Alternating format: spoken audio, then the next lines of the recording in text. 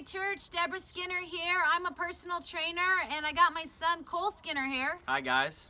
We came outside just to put a little workout together for you. We've got a 30-minute workout to get your body moving, your blood pumping, and since it's nice, you can take it outside with me, or you can do it in your own house if you got a little bit of space. We don't need a whole lot of equipment.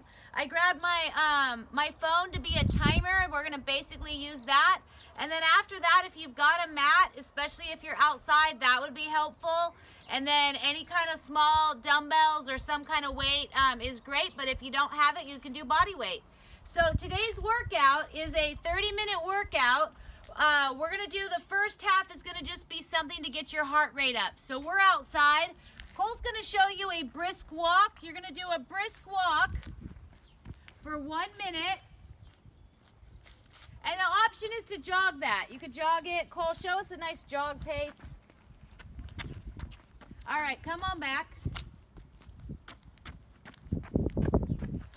So your goal is to either continually be moving at a brisk walk or a jog for a solid minute. Then you're not gonna stop and you're gonna go into a walk that's just a leisurely pace. So Cole, show us your leisurely walk.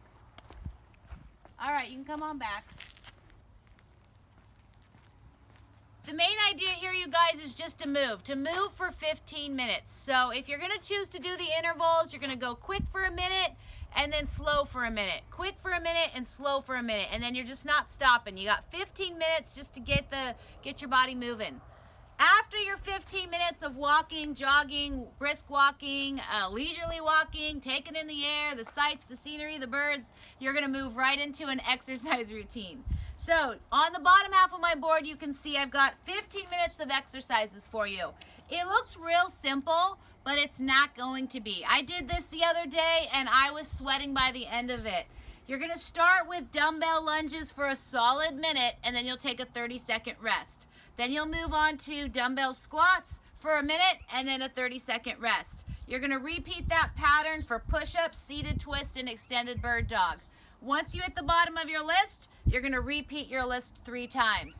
I promise you by the end of that, you're gonna be breathing good, sweating good, feeling good, and every part of your body is gonna have gotten to do a little bit of work.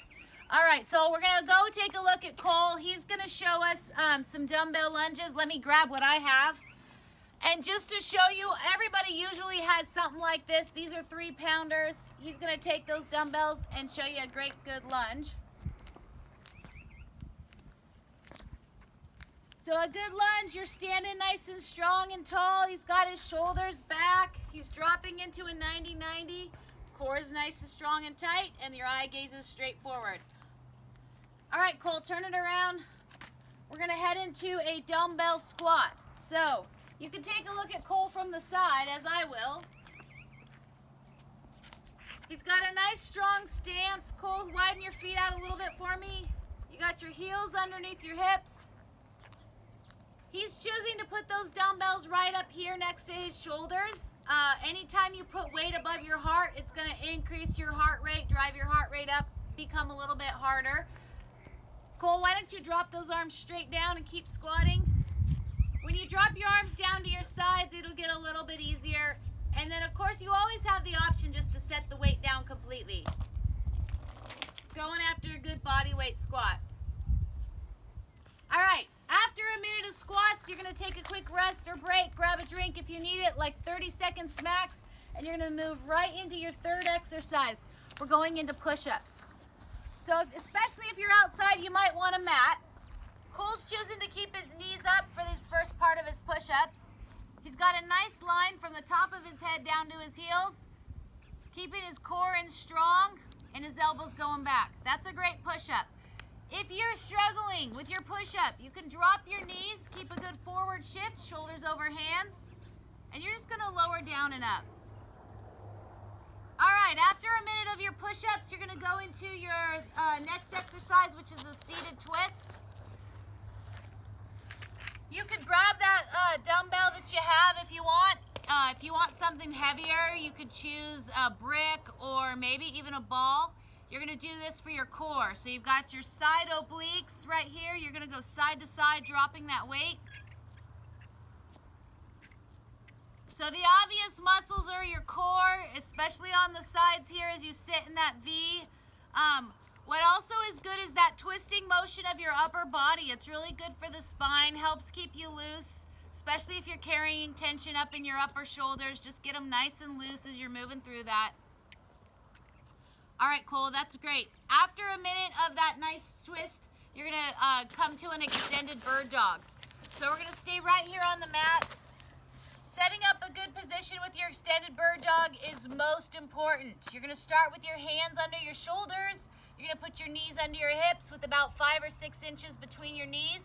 And then you're gonna reach opposite arm and extend the opposite leg.